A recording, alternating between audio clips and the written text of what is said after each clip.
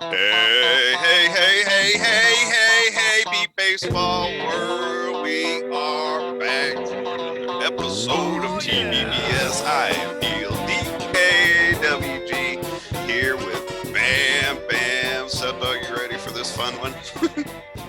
What's up? I thought, you know me, I always like to try to follow your little openings and that hey instead of Fat Albert this time. I thought you were getting that Paul McCartney and Michael Jackson. Ah, that's a beat too. Yeah, yeah, Hey, hey, hey. I love that yeah. song. There you go. That's what it sounded like, Neil Dog.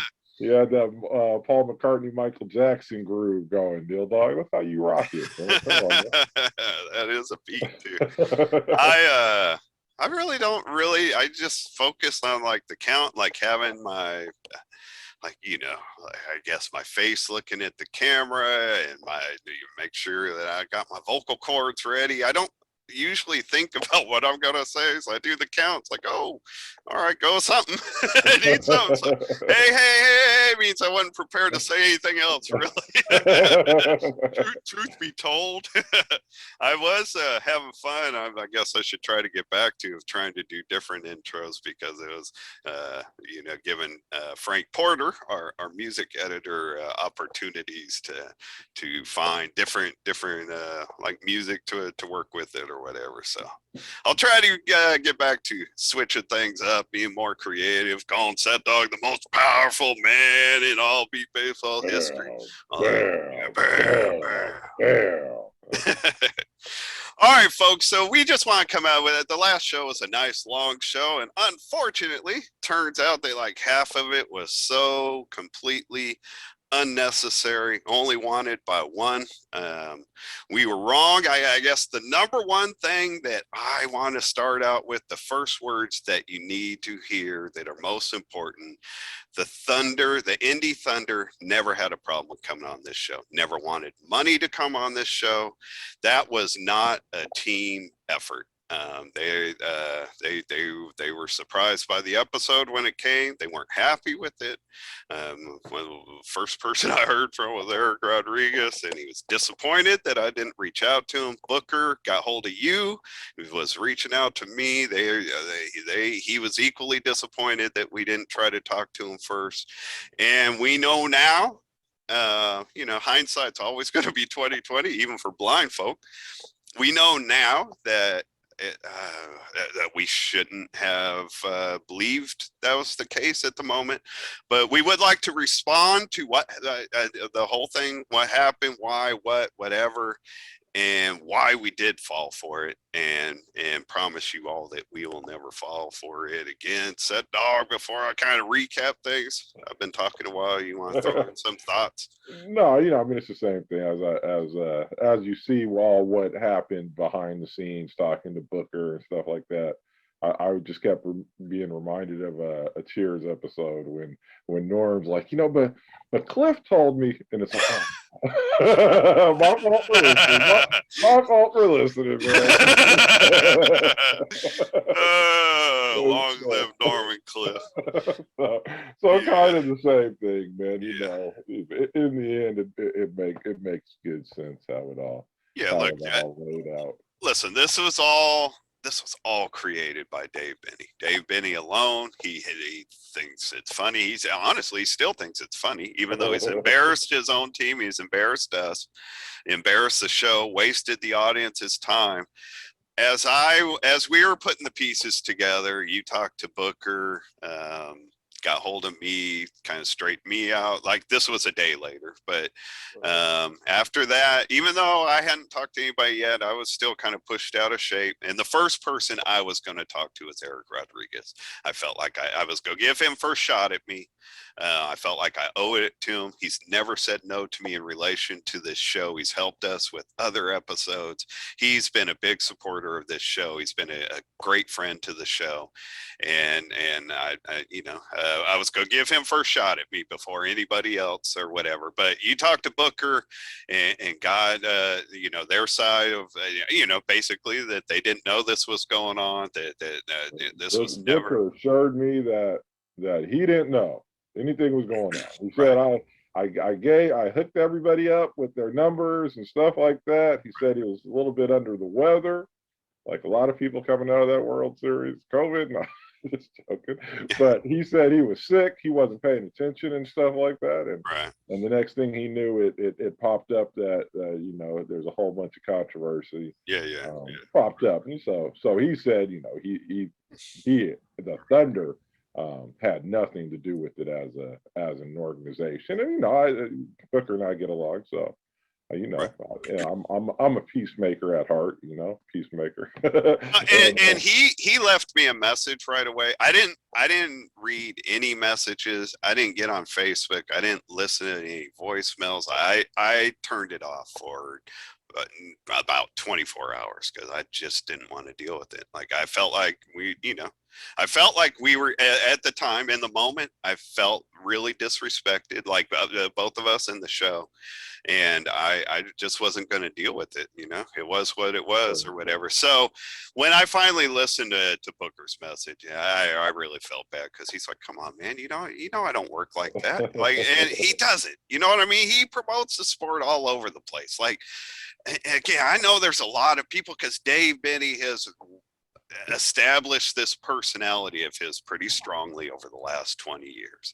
And there's a ton of people that will hear this and say, you idiots, like how could you fall for it? So that's the only reason we're doing an episode to respond to, so that we could walk you through the last couple months and help understand why we'd fall for it. The number one thing is, though, the number one reason is because he represents their team public relations wise. He is representing the Thunder. Everybody that is anywhere near the MBBA and Beatball Nation knows that. He's all over the place since he took that job, whatever, 6 months ago. I don't know when it was, but I'm sure he didn't pay a dime for any of his travels this entire summer because he is part of their staff doing public relations. So when he comes to us in a private message, it's after we've been sitting there for 2 hours thinking, what went wrong? And says, all right, you guys, now we'll do it, but this is what it's going to take. Why would we, like I told Eric, and by the way, follow up, Eric and I had a long talk, and it was a great talk. We are on the same page. We are putting together an episode with the Thunder to show a united front with all of us together, that we really do want to all be on the same page and do the same things for Beat Baseball. I told him I trust Eric so much. I told him, set up what's important to you, what's important to you and your team, the message you want to get across. You put it together, and you got total freedom to come do it, because I've got that much trust in Erod, and I've established a good relationship that I'm glad is totally back on track with Erod, because it's felt weird for the last couple months. That's why it's got to go back to the episode we did with Eric Rodriguez back in June. There are just a couple little jokes about, using weird blindfolds or whatever made during the episode that were responded to well by Eric at the time. He put us in our place. He didn't show any response to it. We understood, you and I, Seth, that anybody from their team, friends, whatever, that didn't see it as a joke, we could understand that. Right. And when DB came after us about it, we were fine giving an apology and establishing that. We spent a whole episode trying to establish with them and the team, whatever, that look, that there's nothing real behind that. We're just being clowns. And even though, like, we each had private conversations with people from the Thunder that assured us they're fine with us, whatever, nobody ever spoke publicly about that except for DB. Nobody at any point in time spoke about that publicly except for DB. So I think you also, I haven't really known where we stood with the whole team. I didn't know if our apology was accepted. I didn't even know if our apology was really needed with the team itself. But we gave it because we felt like we owed it or whatever. But, DB came at us really hard on behalf of the team. Nobody ever said, look, he's not speaking on behalf of the team. He's just speaking on behalf of DB. He was demanding nobody from the team come on our show until we did apologize. Now we didn't apologize. We didn't respond to him. We just we wanted everything to be on the up and up with that team, and everybody to know that there was no intention. That's not what we're doing here. It's never going to be what we're doing here, period. And still, though, we didn't get any response publicly at all from that. So I haven't really known where we stood. And when we set up this show with Corey and Corey on, I said it on the last episode, we wanted to highlight Corey and Corey on, because Corey on had a great tournament. But so much of that last episode was centered around a created narrative towards Corian that was created by Dave Benny about us towards Corian that was never accurate.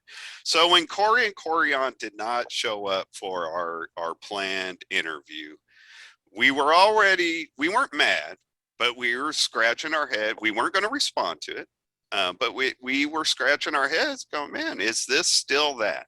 And if it is, all right, fine, we'll just move on and leave them alone. But we didn't know. So we were just going to do a recap, say, look, it didn't work out, and maybe it will down the road. And the fact that Kyle Kennedy, I would shout out to Kyle, because he did try to contact Corey, I believe.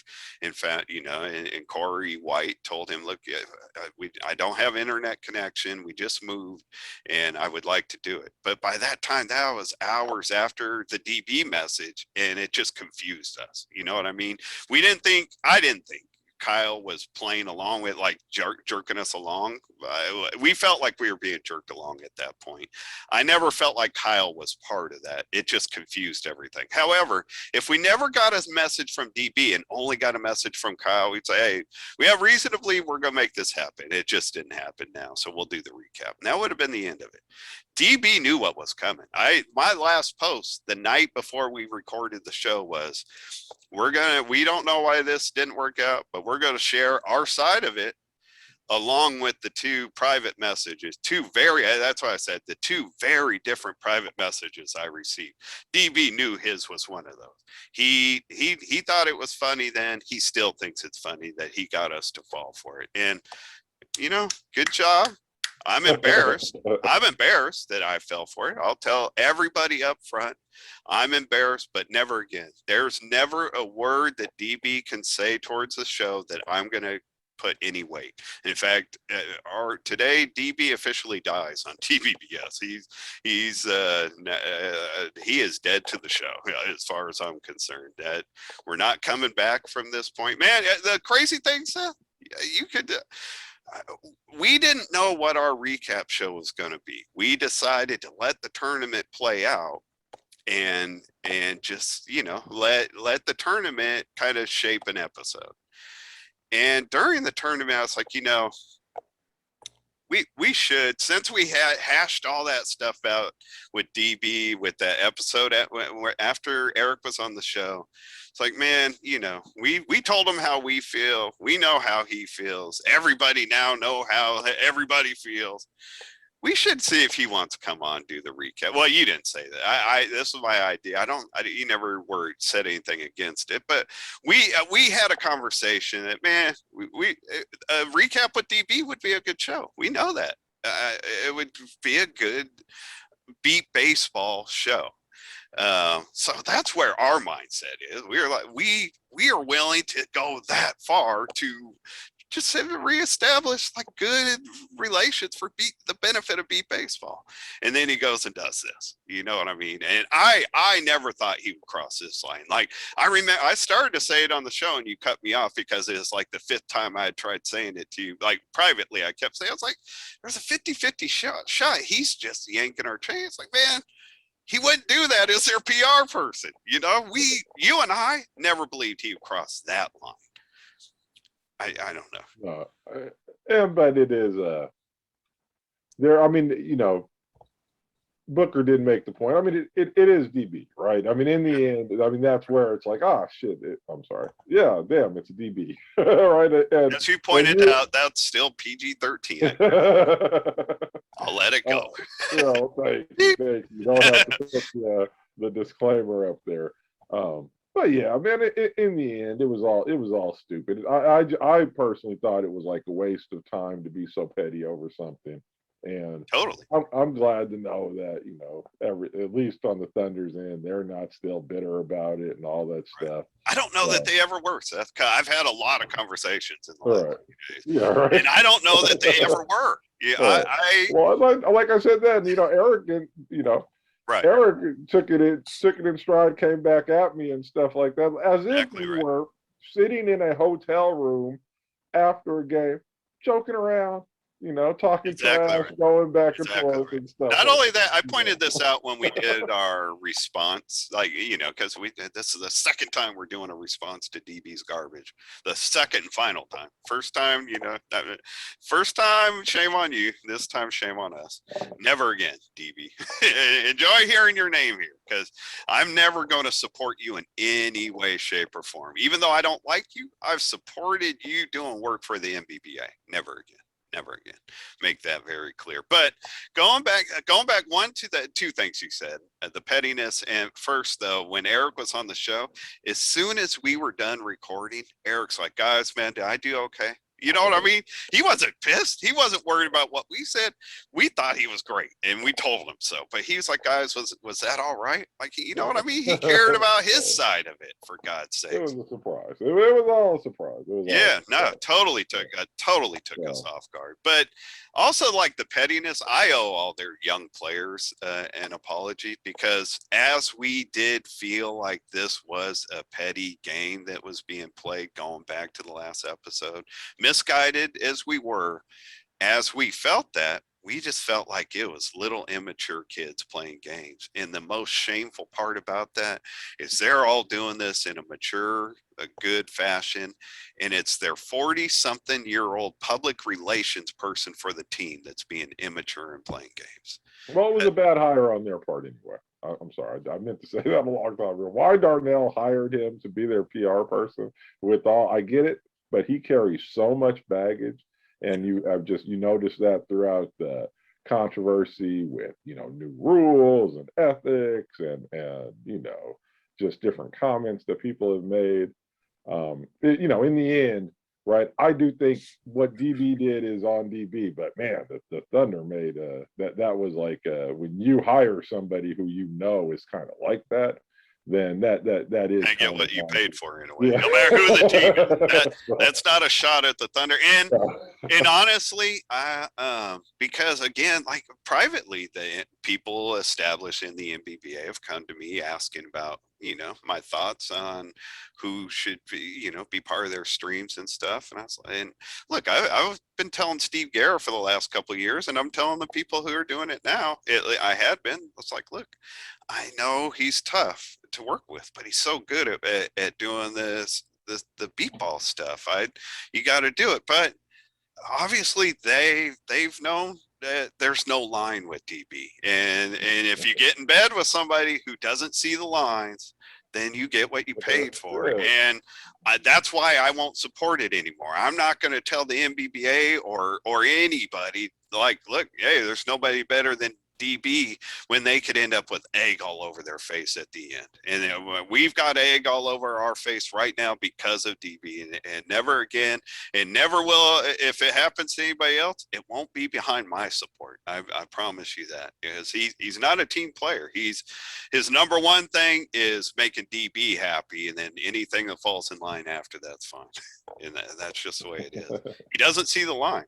He doesn't stay in his lane. Like, I was talking to one person about this during the week, afterwards, as we're piecing things together and getting things back on the right track.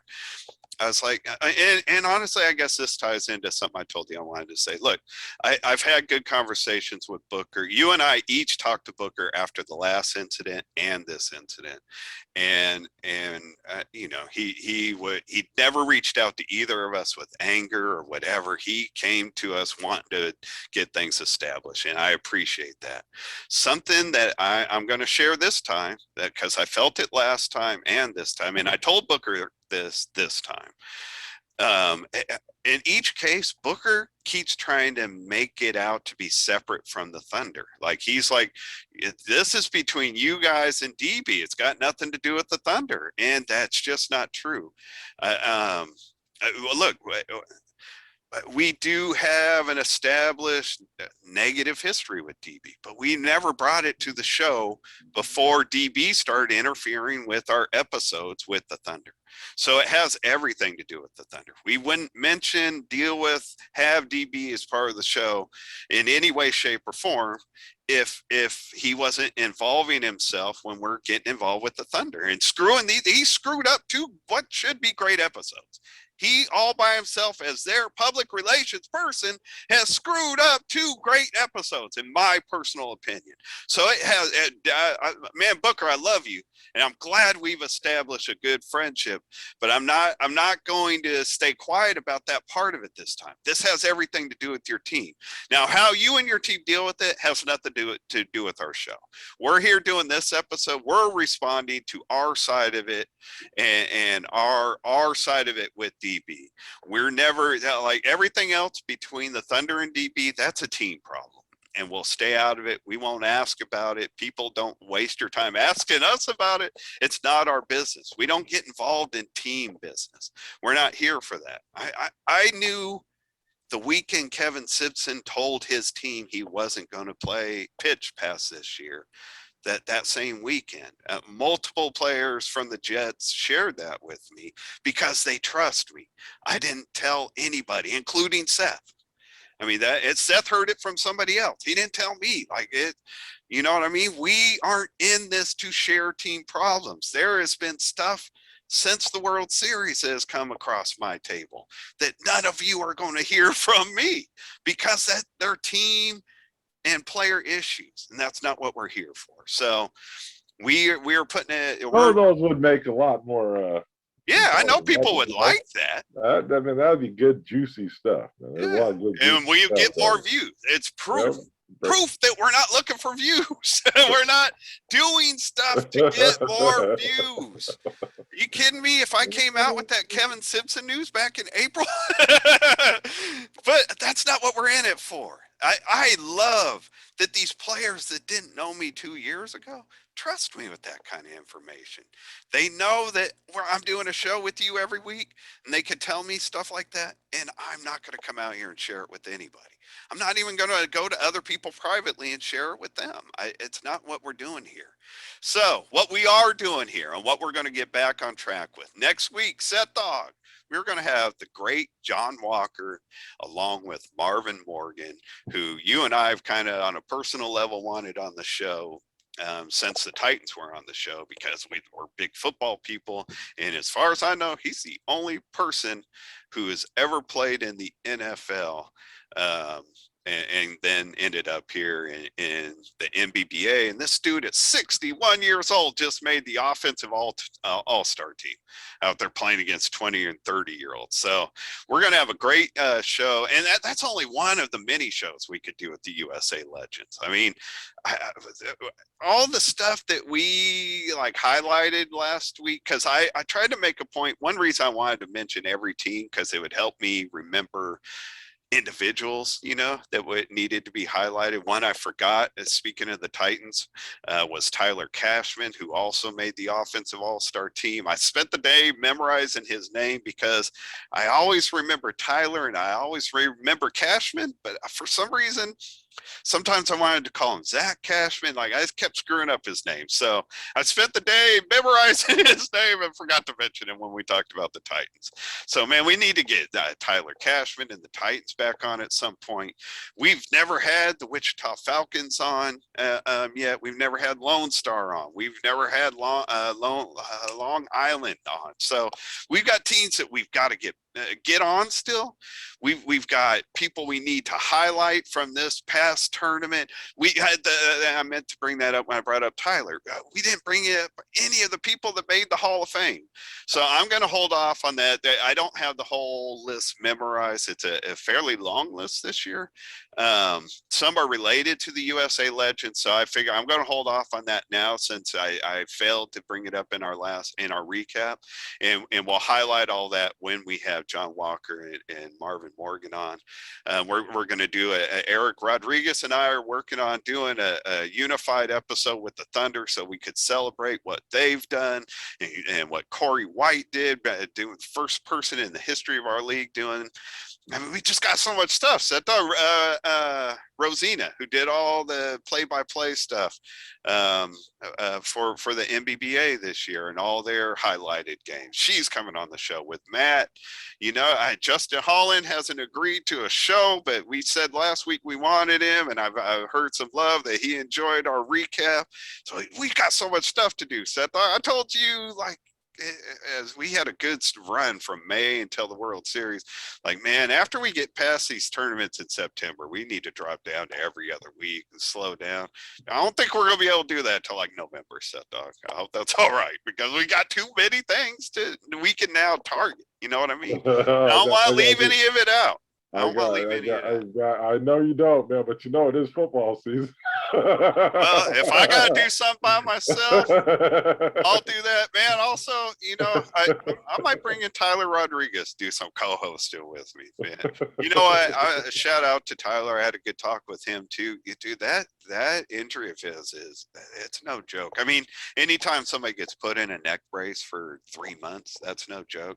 Dude, he's got follow-up procedures and stuff that's coming up here in September. Like this is a series. He had a full-on, he was working in a warehouse stacking stuff with coworkers, and a full-on box hit him from above, straight down on his head. I don't know. I'm sure he told me the weight and stuff, but listen, getting hit on top of your head, jamming your neck and stuff, even if it's 5 pounds, whatever the weight is, it's not a good thing. He's got serious stuff going on, and man, everybody needs to have hope and prayers that he's only 20, so you got, you know, it's easy to think that he's gonna come back 100%, but neck and back stuff for anybody is just so iffy. So man, I hope Tyler can make 100. I know he'll be back playing. I hope he makes 100% full recovery, because he took a tough injury, man. So shout out to TY. Unfortunately, my little birds have been invading us. You know what's cool? This time I hear them. Like normally, like I'm sure everybody's hearing your birds in the background. They sound like, to me, further in the background. We've talked about before how they start jumping around your head and stuff. So for the audience, like usually it's just a visual thing. But now that we could hear the birdies making noise at the same time, Seth and his family have 2 little birds. One has been climbing around on my feet this whole time. Oh, okay. I've been trying to get him up, but now his little buddy has come up, and now they're both up. They're around. So it would probably be better unless people want to listen to I have nothing else. I don't think really. Are you? Did I leave anything out? You got anything you want to touch on? You never talked about or I never brought up that I should have told DB, instead of charging us $300, it should have just been $250, because he still owes me $50 for the suicide contest we did years ago. I thought it was 100. You told me. I'm sorry to cut you off. No, I totally meant to ask you to tell the story about him being loaded up. So tell the whole thing. Seth, he doesn't do it anymore, but for years did. Suicide pool for the NFL. You pick one game a week. Whoever you can only pick one team. Whoever at the end of the year, whoever's still alive. If you pick a team that loses, you're out. But if you didn't say that too clearly, so because of the beard. So each week, everybody that starts out in the pool picks one team to win a game, and you can only pick that team one time. Like each team can only be picked once throughout the season in a suicide pool. So if you pick a team to win and they lose, you're out of the pool for the year. So go ahead from there. Right. So I always I'd run the pool and stuff, and I got DB into it because there were people involved, and so he wanted to be in it. And so he played or whatever, but he never paid up, right? He lost, he never paid up. I'd email them, and then I finally saw him at the World Series, and I'm like, man, you're gonna hit me up with the money. I think it was just $50. Our fantasy is 100, or was 100 then. And he's like, yeah, come on, man, later on, and then we played him. And I was like, man, DB, you need to pay me, man. And he's like, after the game and during the game, he hurt himself. He blew out his shoulder or whatever, and they brought him to the ambulance. He had to leave the field, and they're loading him up in the ambulance. And I go over to him, I'm like, man, DB, I want my $50. don't you be bailing out on my $50. but that was years ago. I've never heard of it. It's all oh, good. You're never gonna see that money. No, I'll never see the money. Hey, man. at Never least do see the something money, cool, DB. Donate that money to Wool, dude. Donate that money to Wool. man. I mean, you never. I'm glad you brought that up. I got a kid going to college next year. Donate that shit to Seth, man. Okay, fair enough. My bad. Got your own charity. My bad. My bad. But I'm so glad you brought that up, because you told me you brought that up with me privately the other day, just like us laughing together. Right. And I was like, I to myself later, I was like, he's got to tell that story. That's funny. The part about you being at the ambulance, like, I want my money. Pop that into place so he can work his wallet. All right, people, look, we're done with DB as of this, so we will be back on track, I promise. And we've got so much cool, fun stuff. We want to touch on all of you. We can't do it every week. Yeah, I mean, we can't, we can only do one a week, but we are coming to all of you, because that's what we're about. That's what we want to do. And we will not be derailed by a third party ever again. So that's our commitment to you. We're sorry to the Thunder. I appreciate you all understanding, hearing me out, hearing our side of this. Thank you for that. Every single one of you I talked to could not have been cooler in being accepting of me. Like when I called Eric, man, I didn't know what I was getting. He's like, dude, are we cool? I was like, really? This is how we're starting? Hell yeah, we're cool, Erod. I love you, dude. I'm not just a fan of him, the player. I know he's the best player in the game right now. I love that dude, the person, and I never would have violated that on this show. And I am so happy to know that it's mutual. I'll be honest, I wasn't sure where everything stood, period, with the whole team since that last episode, but I'm not worried about that again. I will never, ever not reach out to you, Darnell. I've given you personal promises, but I'm doing it right here on the show. I will never not reach out to you, Eric, Jared. If I have a concern about your team, I will never go to the air before talking to you guys. I give you my word on that. And that's it, man. Let's move on. We got a fun show coming next week. Set Dog, I'm going to beg Marvin Morgan not to talk to you about football until we do the show, because he has a story about the NFL that is going to awe you for a little bit. So I'm looking forward to, I want your reaction live on this show. So I can't wait for that. We will be back next Sunday, everybody. Be well, be safe, be smart, be healthy, be considerate. Thank you, Frank Porter. Thank you, Set Dog. Thank you, Beat Baseball, for giving us all of this to talk about. We will see you next week. Good night, Aunt Cindy.